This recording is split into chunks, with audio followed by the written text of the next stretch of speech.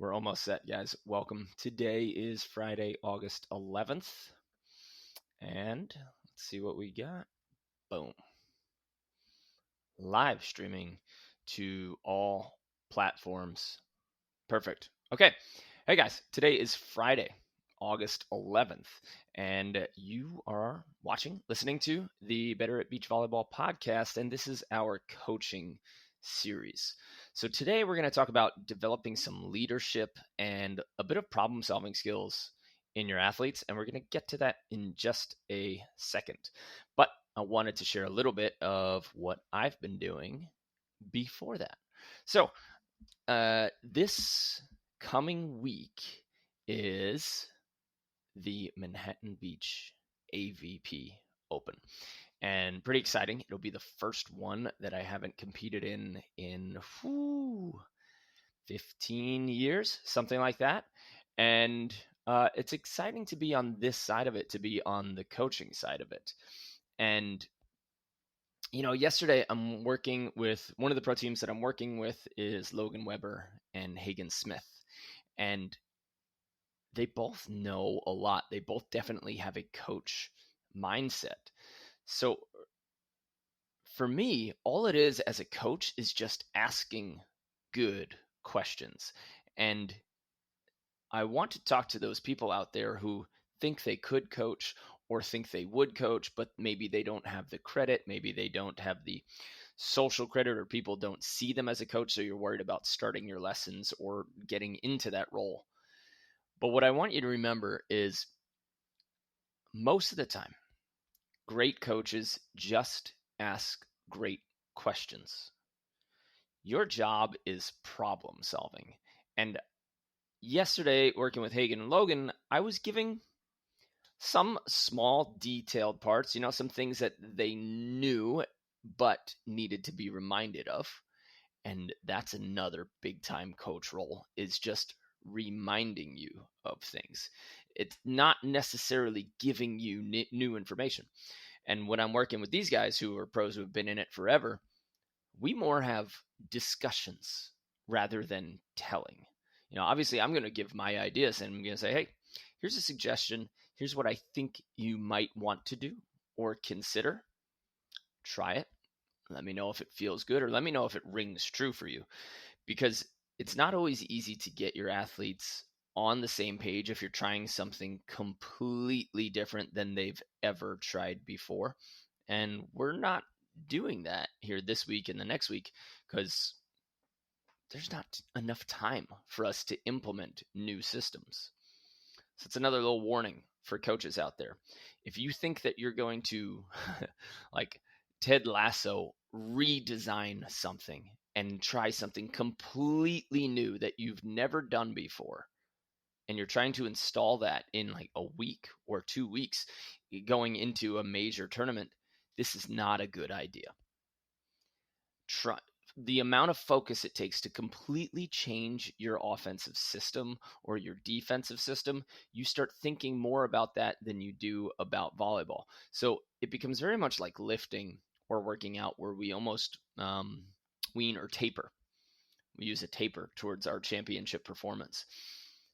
That means that you do less. And we want to do that physically, but also we definitely want to build to that point throughout a season.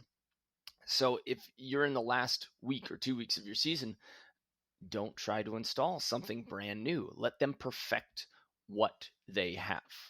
Okay.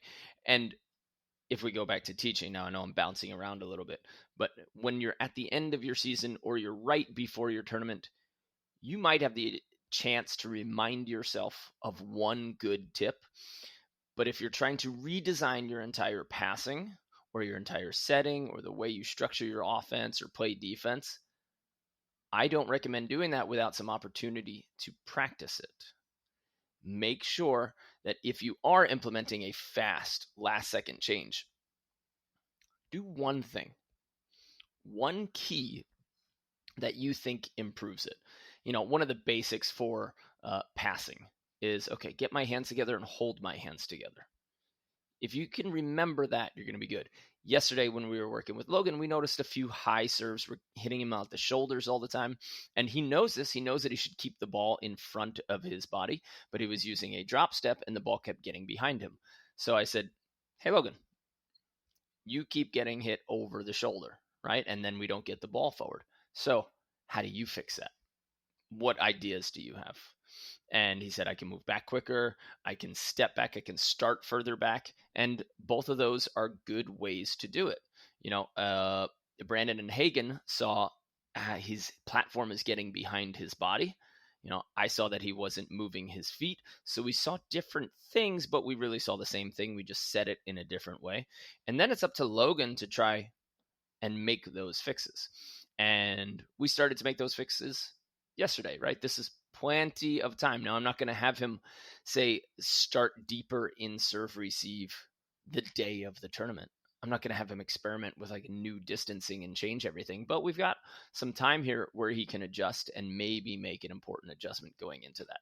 And that's what we're looking for this week from him. If you're playing and you think that you want to try maybe to run an on-two offense, or you want to ask your blocker or your defender to do something that you've never asked them to do before, it's going to be sloppy. And I think a lot of partnerships end up ruining themselves because you try to ask for something in the moment that maybe this person has never heard of, has never attempted, has never practiced, or their skill set just doesn't allow them to do that. I I see a lot of B and A players who the defender looks at the, 5'10", 5'11" blocker, somebody who's really not that big on the men's side, and they're almost yelling at them and disappointed, like, hey, you got to take that line. You got to take that line.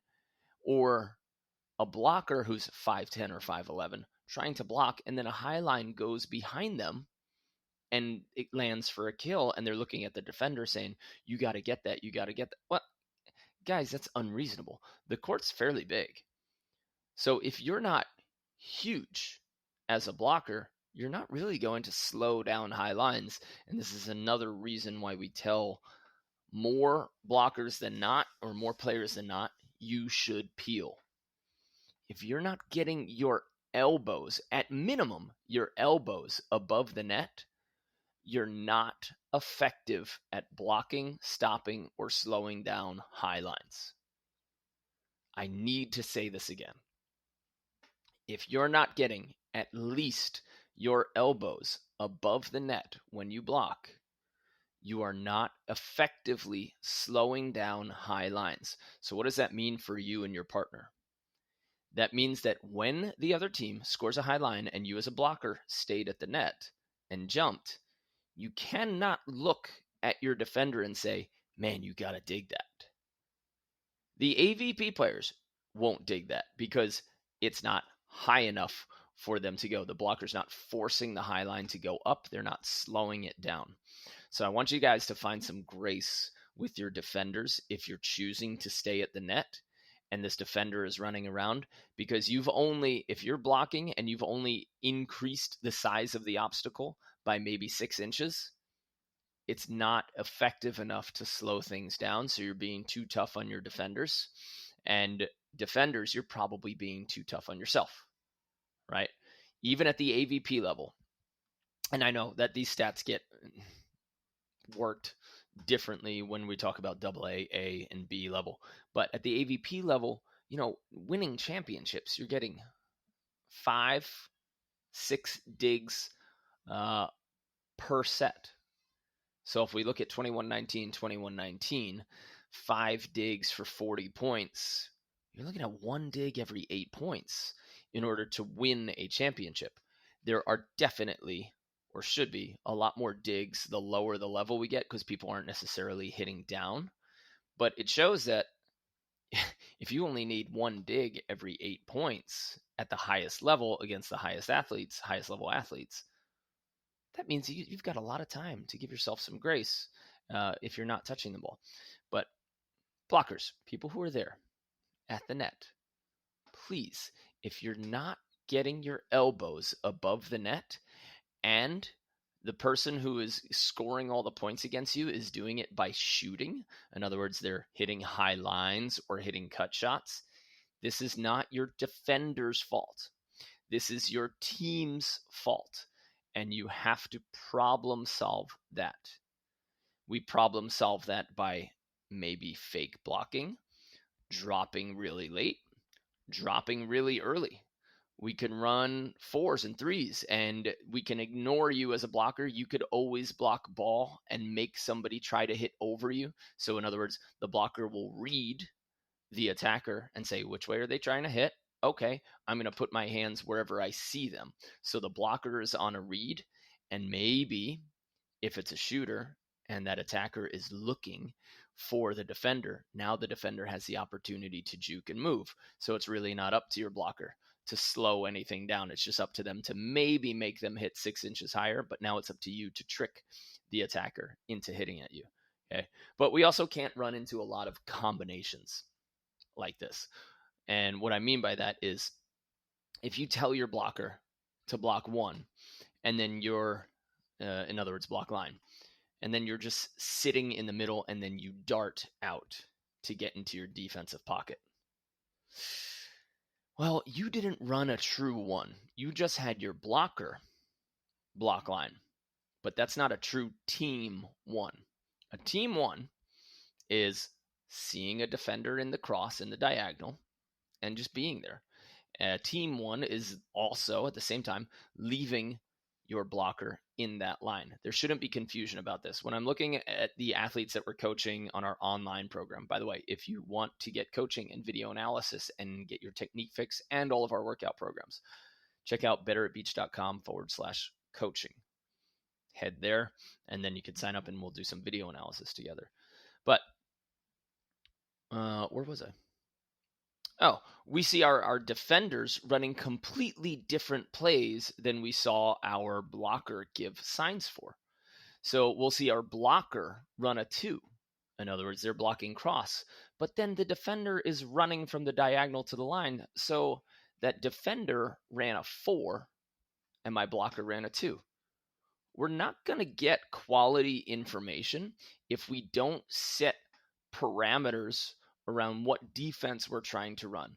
Because when we run a defense, we're trying to collect information at the same time that we're trying to stop the offense. Okay. And if you're moving too many things, in other words, your blocker is not truly blocking line or your defender is really not defending true diagonal, you're not going to collect good information because you won't know why a hitter hit a certain ball. If you control certain variables, then you can learn why an attacker is hitting certain balls. Is it because they saw a blocker move? Is it because they saw a defender move? Is it because at the beginning of the point they're there? Or is nothing you do changing what they do or have any correlation to what you're doing on defense? If that's the case, if you find zero correlation to your defensive set and the way that they attack, guess what? They're not looking at you. They're just hitting whatever they want to hit. So it doesn't really matter what you run. That means you should get stable. I hope that makes sense. You should get still if you know that the person is not looking at you, looking for you. So defenders, this is way off topic for what we did, but defenders, start looking at the eyes of attackers. Blockers, start looking at the eyes of attackers during their approach. If you notice that at no point are they looking at you or looking your way, they're not looking for you. So there is no point in running bait and switches. There is no point in not getting directly to your defensive position. Defenders, blockers, look at the eyes of the attacker throughout their approach for a few points. And if you know that they're not looking at you and looking for you, you must just go straight to your defensive base for the rest of the match. Okay. of course, always be ready for on two, but the way to defend on two for everybody out there, the way to defend on two is not sitting in the middle of the court. You have a defensive play call for on two, and you play it the same way you play on three, which means, hey, if I'm going to serve their right side, if they go on two, blocker, you block the right side of the court, I'll be defending the left side of the court. Because then we're still in chase mode. We're still in like a regular line block. Or you could say, blocker, you block the line of approach, which is going to be you block the left side on two. I'll make sure I'm defending the right side on two. And in that case, then you're already both in your position. So I actually like that play a lot better. Okay. Stop trying to defend the on two ball out of the middle. Have a play call. When you know a team attempts to go on two, say, you block this side to defend on two, prepare for it. I will defend this side to prepare on two. Okay. Hope that makes sense. Thanks, Steve. Appreciate the message, man. All right. We are going to get in today's actual main topic right after I give you guys some cool dates. It looks like we are starting to set something up with Dakin Volleyball up in Seattle. So a lot of people from Seattle have been asking us to go up there and run an event. And we are in the initial stages of heading up there to Seattle in either the fall or sometimes after January. So guys, be on the lookout for that and start spreading the word. I know you guys have 3 indoor courts up there, so it's going to be a small camp, smaller than we usually like to run. But as an initial start to heading up to Seattle, this will actually be our second time going to Seattle. But since we've started the 3-day camps, it's going to be a big thing. San Diego, I know you guys have been asking for an event for a while, so we'd love to come down there as well. But coming up for our events, August 20th, we have advanced defensive techniques and tactics for women's B and A players on August 20th. It's 9 days from today. August 24th and 25th in Virginia Beach, we are running a 2-day clinic there. St. Pete, Florida, we have a 3-day camp for men's and women's B and A players, August 25th to 27th, and for A and double A players, September 8th to 10th. Speaking of Florida and Postcard Inn and St. Pete Beach, we are running leagues this fall. So we're very excited. We had a number of phone calls with Postcard Inn, but Wednesday nights, all fall, we are going to run a beach volleyball league, and I think we are going to run a 4-on-4 league. So if you are in St. Pete, if you're near St. Pete, Tampa, Clearwater, come hang out with us every Wednesday night. We're getting drink discounts, food discounts with Postcard Inn. We even got a parking discount, so that will be included in your league fees. So this fall, St. Pete Beach, Postcard Inn, Wednesday night leagues. Come hang out with our squad. It's going to be fun and cool and awesome. Ozark, we're having a phone call today with Ozark Volleyball, and hopefully we can set a date there as well, including trying to hit up Boston, but that might be a summer one. So a lot of irons in the fire, I guess you could say. All right. If you guys want us to run an event, of course, you know where to find us at Mark Burek on Instagram, and let's start setting something up. We have a number of applications in for our videographer and social media editing. If you guys know sales and you know social media and you can edit videos and you know volleyball, I really want to make sure that you guys know volleyball, because we are an education-based company. So we have a lot of entertaining reels and stuff, but it's all based on education. So if you don't know the game, but you're a video editor, this is not the job for you. If you know volleyball and a little bit of coaching, we'd love to see you on the video editing team. And we are coming out with a bunch of new swag very quickly. Lastly, if you're coming to the Manhattan Beach Open, AVP, please stop by our tent, say hello.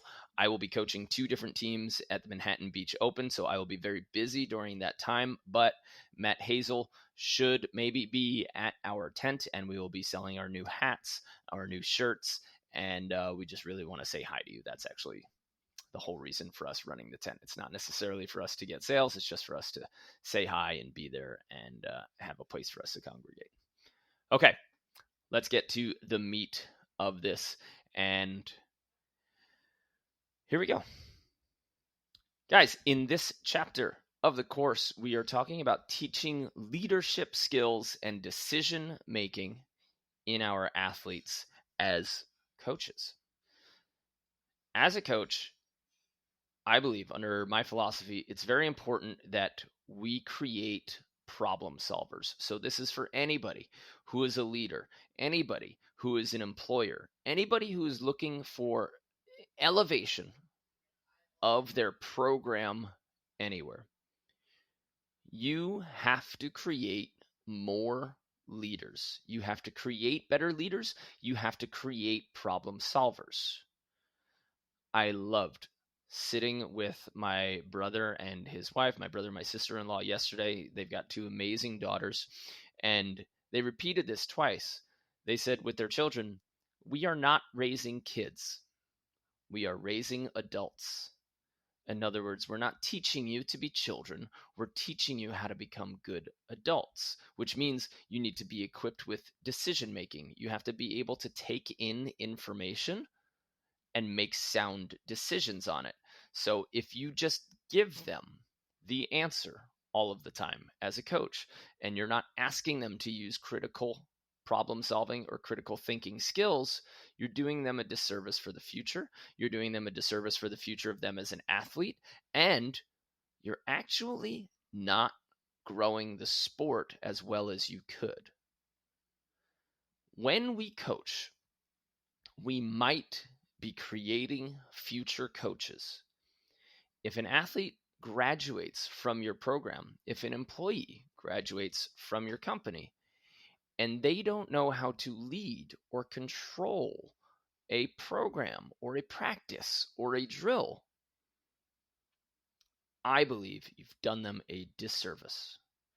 We want to create leaders. We want to put problems in their hands and say, this is your team as well. As well, this is your team.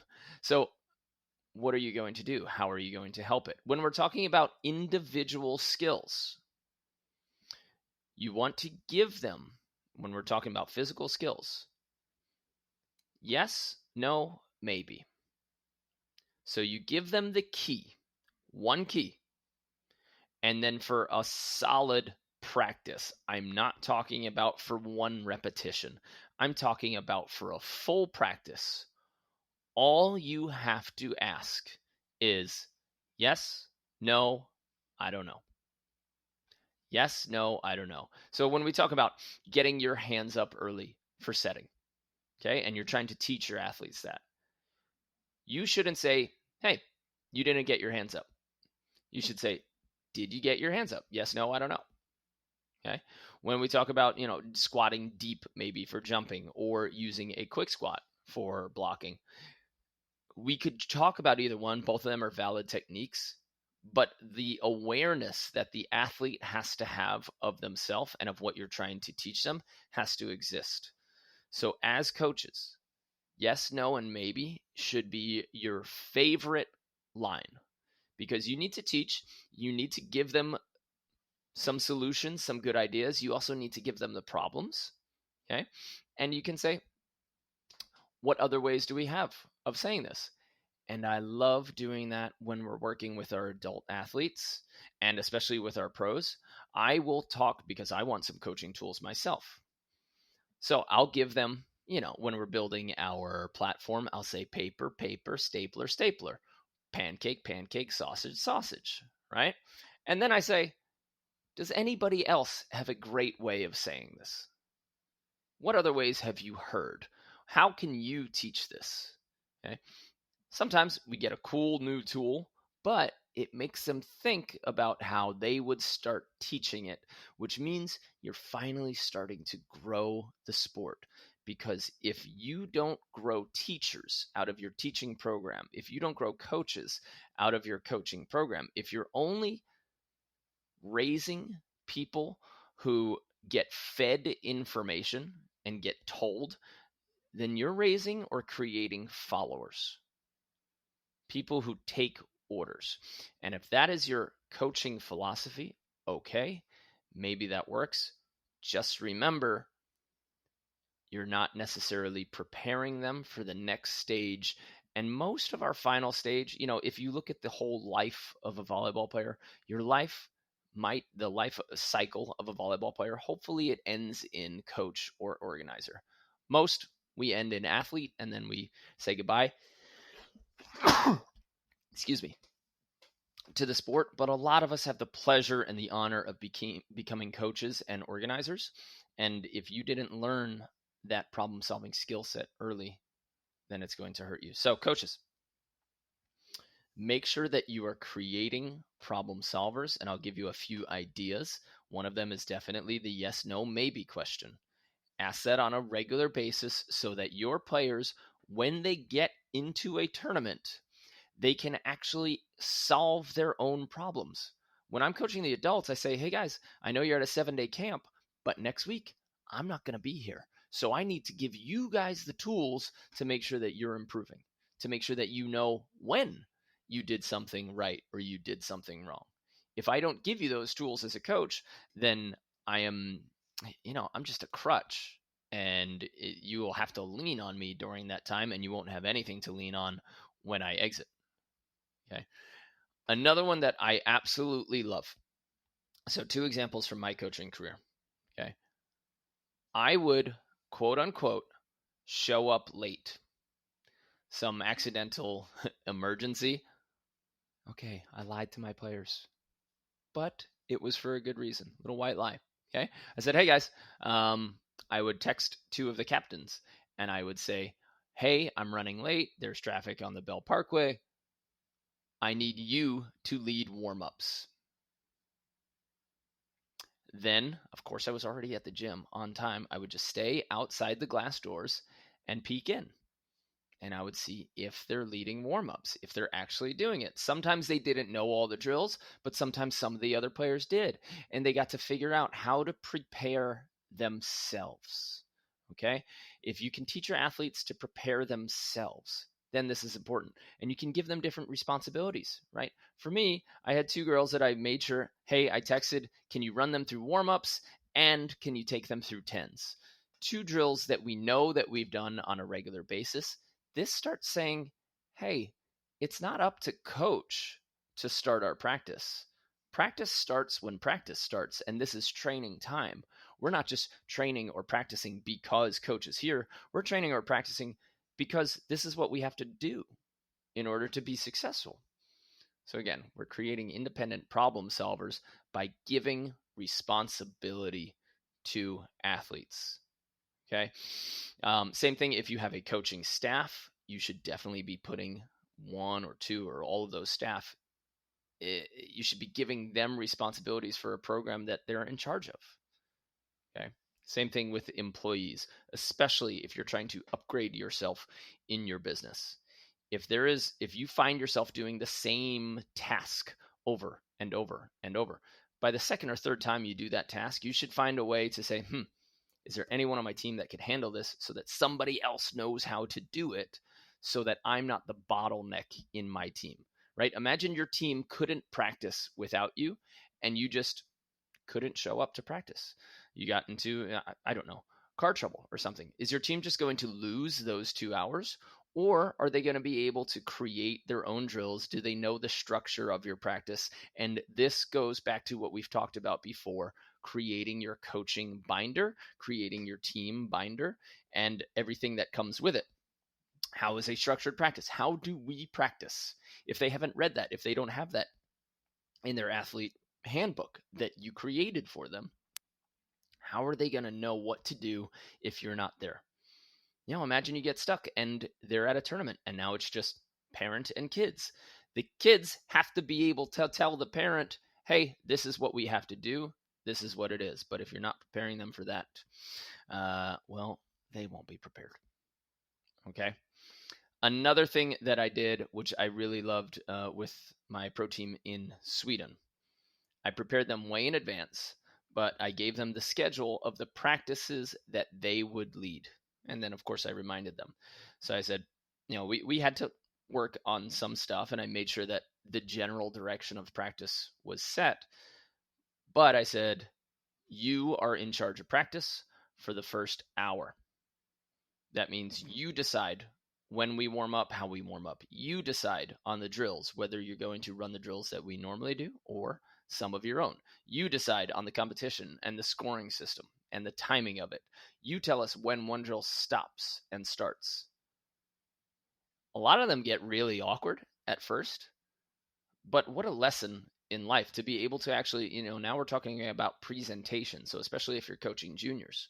All right, hey, this is your first in-person presentation where you have to be in front of 12, 14 people, and now you run the show. This is a great education, and I know that it can be risky for some of you to give up one practice or half of one practice, but let's think about the big picture. Let's think about the ability to create leaders and to create good citizens and people and give them experiences other than just being told what to do. Okay. If you're running sort of a business set like we have, where we have people coming into class, here's a couple of ideas. Okay. Because it's a class setting and not necessarily a team setting. You can ask if anybody wants to lead a part of a practice. And then you could run some experimental classes. I know that you're going to give up an hour, maybe two, but maybe you can have one session where you say, hey, players, this class is free. Anybody who's interested in coaching, I'm going to give you a little bit of a seminar and we're going to run through your drills. Your job is to come up with 20 minutes of practice. We'll see what happens. We'll see where it goes. And I'll critique you on rotations, reps per minute, any sort of feedback that you're giving. If you are running a company, this might give you a little head start into this person could be an excellent coach. But if you're only telling, and you're never listening, absorbing, asking questions of the people around you, of the people on your team, number one, you're not learning. Number two, you're not learning about them, which means you can't be involved in their life and you don't know how to steer your decisions, because all great coaches, all great leaders know the inside workings of their players, of their teams, of their customers, so that they can solve problems for them and help them solve their own problems. Okay.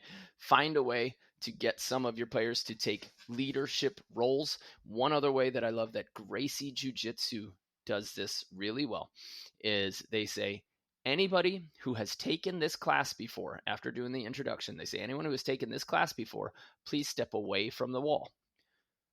Turn around and pick somebody who has not taken this class before. They create a almost teacher-student relationship so they know that somebody is helping somebody else. So if you guys get new people on your teams as well, don't just say partner up.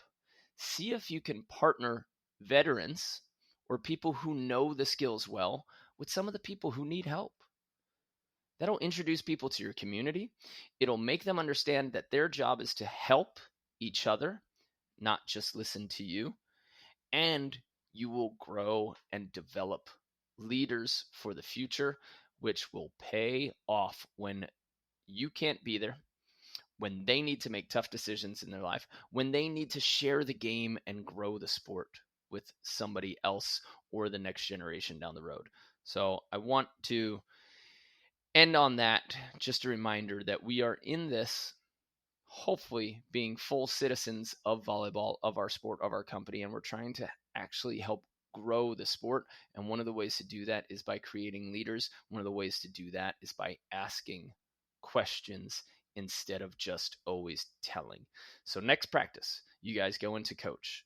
Next time you go in to be a leader in your company or an employer, are you asking more questions than telling what to do? let's try to bump up the number of questions we ask and see if we can tell less so that we develop critical thinking skills and the ability to solve problems. Okay. Thank you guys for being here today. Really appreciate your time. Send me any messages you want. Hit me up in the Facebook group. And that's it from me, Mark, at Bitterroot Beach Volleyball. I'll see you on the sand.